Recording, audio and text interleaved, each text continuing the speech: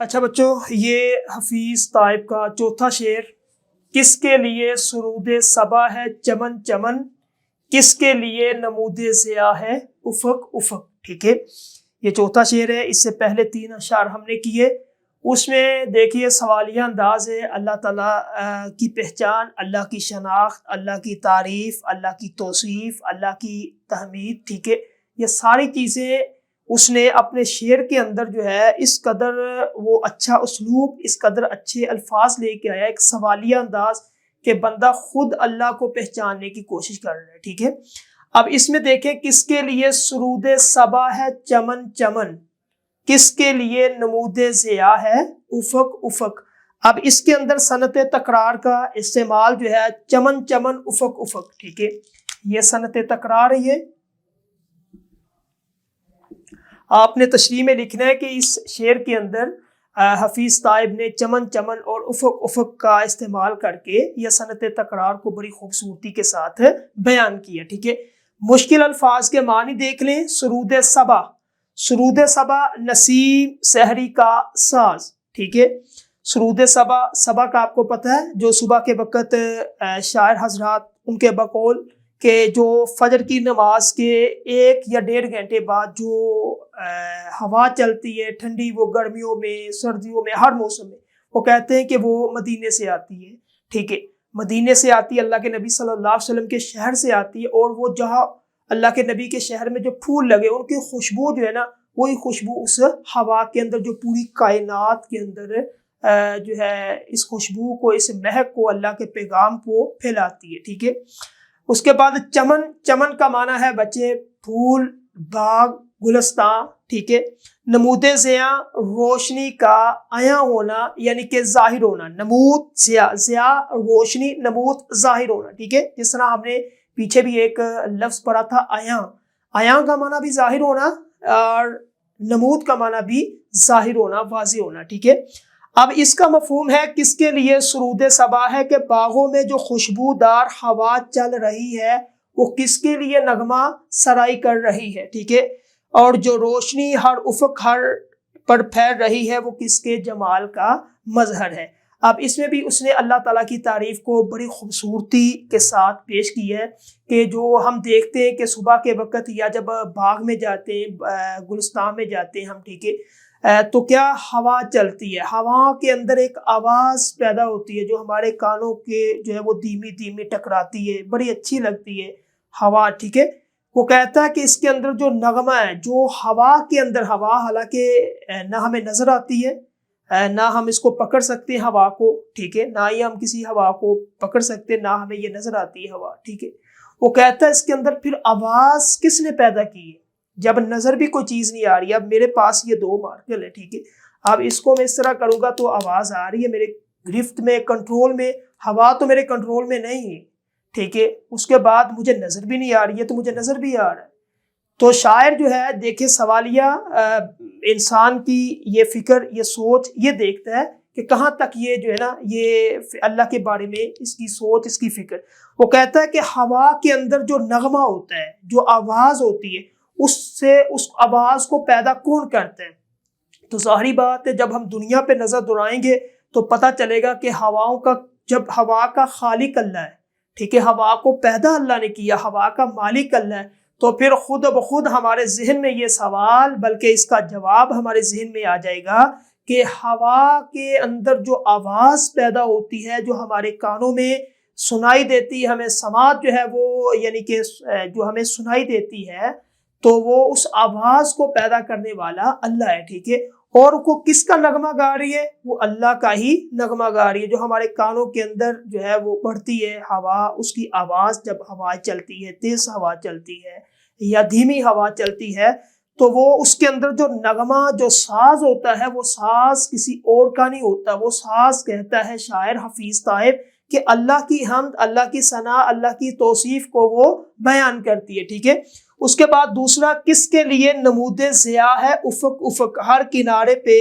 جو روشنی پھیل رہی ہے، جو روشنی عیاں ہو رہی ہے، زمین سے آسمان تک جتنے بھی کنارے ہیں اس کا مظہر یعنی کہ اس جمال کا، اس خوبصورتی کا عکس اس کا خالق کون ہے، ٹھیک ہے، تو اس کا خالق بھی اللہ ہی ہے، ٹھیک ہے۔ اس طرح ہم نے جو پچھلا شعر کیا تھا تیسرا اور چوتھا، ان کا آپس میں جو ہے نا یہ بالکل لنک ہے، ایک ہی اس کا بھی معنی تھا، اس کا کوئی زیادہ فرق نہیں ہے۔ دوسرا مصرع خاص طور پہ، ٹھیک ہے، کہ کس کے لیے نمود ضیاء، یہ روشنیاں جو اللہ تعالیٰ کرتا ہے، ٹھیک ہے، رات کی تاریکی، پھر رات کی تاریکی میں چاند کا جو ہے وہ آنا، اس کے بعد ستاروں کا روشنی کرنا، اس کے بعد دن کے اندر یہ سورج کا جگمگانا، اس کا روشنی کرنا، وہ کہتا ہے یہ نمود ضیاء، یہ جو روشنیاں پھیل رہی ہے کس کی وجہ سے، ٹھیک ہے، اس کا خالق کون ہے اس کو پھیلانے والا، کہ رات لے آتا ہے، ٹھیک ہے، سیاہ رنگ کی ہوتی ہے، پھر صبح اللہ تعالیٰ لے آتا ہے، شفاف ہوتی ہے، ہم دیکھ سکتے ہیں ایک دوسرے کو، تو اس کا پیچھے کون ہے، تو اس کے پیچھے اللہ کی ذات ہے، ٹھیک ہے۔ اس کے بعد اس میں آپ دوسرا حوالے کا شعر دے سکتے ہیں کہ جس طرح رات کو خالق، ٹھیک ہے، وَجَعَلْنَا اللَّيْلَ لِبَاسًا، ٹھیک ہے، قرآن کی ایک آیت ہے کہ ہم نے رات کو بنایا کس لیے، آپ کے سونے کے لیے، آرام کرنے کے لیے، راتوں کا مالک بھی اللہ ہے، دن کا مالک بھی اللہ ہے۔ وَجَعَلْنَا النَّهَارَ مَعَاشًا، ہم نے دن کو بنایا کس وجہ سے، یہ روشنی، یہ جو ہے وہ چہل پہل، یہ اس کے بعد وَجَعَلْنَا النَّهَارَ مَعَاشًا، ٹھیک ہے، ہم نے دن کو بنایا پیسے کمانے کے لیے، معیشت کے لیے، تاکہ آپ کما سکے، کھا سکے، ٹھیک ہے۔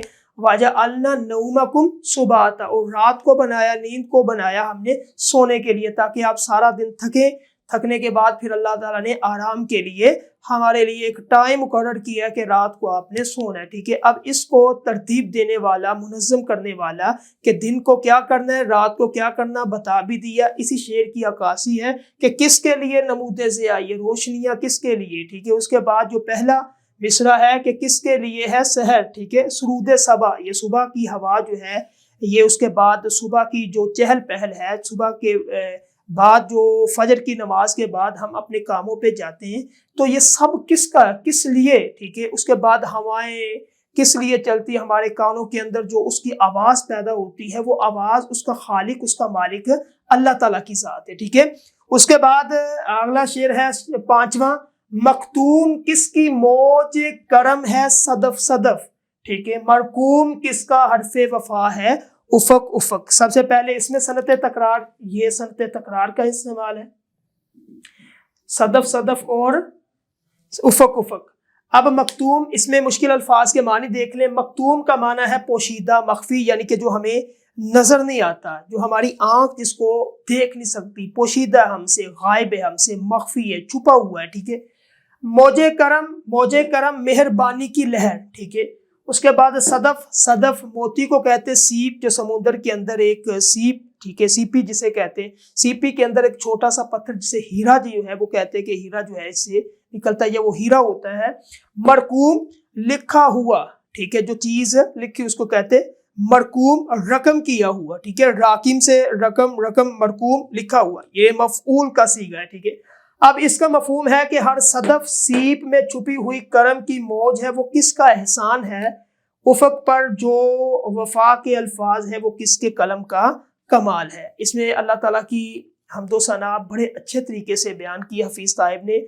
تشریح آپ نے ویسی کرنی ہے، سب سے پہلے آپ نے شاعر کے بارے میں کہ نعت گو شعراء میں ان کا شمار ہوتا ہے، اس کے بعد پھر آپ نے اس کا مفہوم کے بعد آپ نے اس کو لکھنا کہ شاعر مختوم کس کی موج کرم ہے صدف صدف، یعنی کہ پوشیدہ چیز، مخفی چیز کس کے پاس ہے، یا کس مہربانی کی لہر جو ہے وہ مہربانی کی لہر کس کے لیے، ٹھیک ہے، اللہ کے لیے۔ اس میں دو تین چیزیں اس نے بیان کی ہے۔ سب سے پہلے وہ کہتا ہے کہ ہر خفیہ چیز کا خالق کون ہے، ہر جو چیز جو ہماری آنکھ نظر یعنی کہ جس سے ہم دیکھ نہیں سکتے کہ وہ مکتوم ہے، چھپی ہوئی ہے، اس کو ایک اللہ تعالیٰ کی ذات جان رہا ہے، اللہ کی ذات جان رہی ہے، ٹھیک ہے۔ مثال کے طور پہ آپ اس میں لکھ سکتے ہیں کہ سیاہ پہاڑ، سیاہ تاریخ، ٹھیک ہے، سیاہ وادی، سیاہ چٹان، اس سیاہ چٹان کے اندر ایک سیاہ رنگ کا کیڑا بیٹھا ہے، اس کو ایک انسان کو نہیں پتہ، ٹھیک ہے۔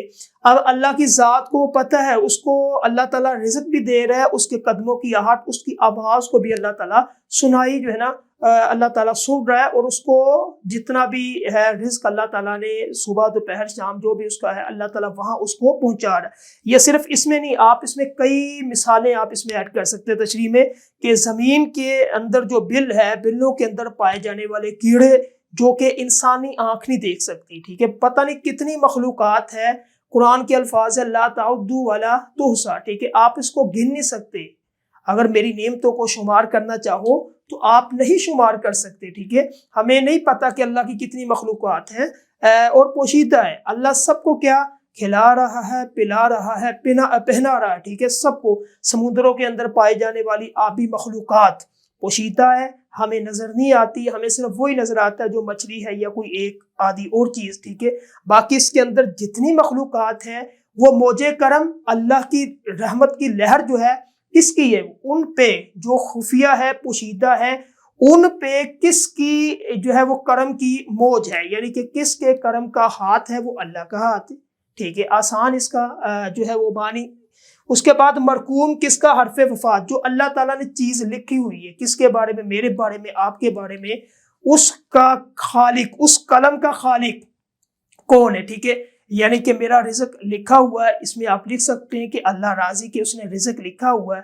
اس کے بعد اللہ تعالیٰ نے ہماری قسمت کو لکھا ہوا ہے، اللہ تعالیٰ نے ہمارا ہر کچھ جو ہے نا، اس قلم کا خالق بھی اللہ کی ذات ہے۔ اس میں جو ہے توحید کو بھی بیان کیا، توحید کو حفیظ طائب نے تھوڑا سا لے کے آیا کہ اللہ کی ذات جو ہے یعنی کہ توحید جو آپ نے پڑھی ہے ربوبیت، ٹھیک ہے، کہ توحید اللہ ہی خالق ہے، مالک ہے، رازق ہے۔ اس کے اندر توحید ربوبیت کا عکس جو ہے حفیظ طائب لے کے آیا، ٹھیک ہے، کہ مختوم کس کی موج کرم ہے، صدف، یعنی کہ صدف اس سی پی کے اندر جو چھوٹا کیڑا ہوتا ہے یا وہ چیز جو مخلوق اللہ کی، وہاں تک کس کی رسائی ہے، اس کو کون دیکھ رہا ہے، اللہ کی ذات دیکھ رہی ہے، ٹھیک ہے۔ ان اللہ لطیف خبیر، اللہ تعالیٰ خوب خبر بھی رکھنے والا ہے، اور اللہ تعالیٰ باریک بین سے، ایک آنکھ جو ہے میری نظر آتی ہے، ایک آپ کی آتی ہے، ایک وہ چیز جو خورد بین، دور بین جسے ہم کہتے ہیں، اس سے اللہ کہتا ہے اس سے بھی زیادہ لطیف کا جو صیغہ استعمال کیا، ان اللہ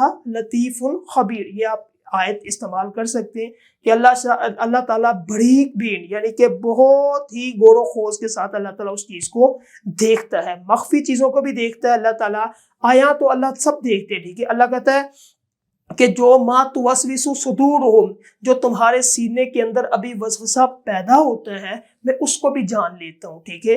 تو اللہ تعالیٰ وہ چیز جو عمل آپ کرتے ہیں، آپ ابھی اپنے سینے کے اندر ابھی وسوسہ اس کے لیے پیدا ہو رہا ہوتا ہے، اللہ تعالیٰ اس کو دیکھتا بھی ہے، سنتا بھی ہے۔ اس کے لیے قرآن کی ایک اور آیت ان اللہ اسمع و ارى، اللہ سنتا بھی ہے، اللہ دیکھتا بھی ہے، ٹھیک ہے۔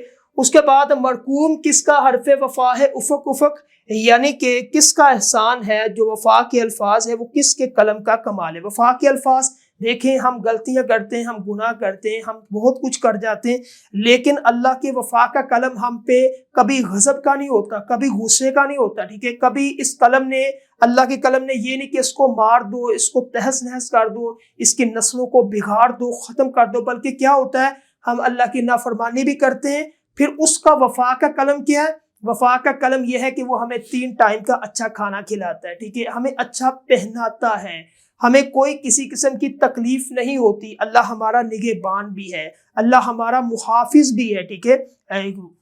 وَلَا يَعُودُهُ حِفْظُهُمَا وَهُوَ الْعَلِيُّ الْعَظِيمُ، اللہ ہمارا محافظ ہے، اللہ حفاظت بھی کرتا ہے، ہم نمازیں نہ پڑھیں، ہم جو ہے وہ قرآن مجید کی تلاوت نہ کریں، پھر بھی دنیا کے اندر کوئی انسان جو اللہ کو بالکل اعراض کرنے والا ہے، اللہ سے قطع تعلقی کرنے والا، کیا اللہ تعالیٰ نے اپنے قلم کو اس سے ہٹا لیا کہ اللہ اس کو کھلا نہیں رہا، پلا نہیں رہا، پہنا نہیں رہا؟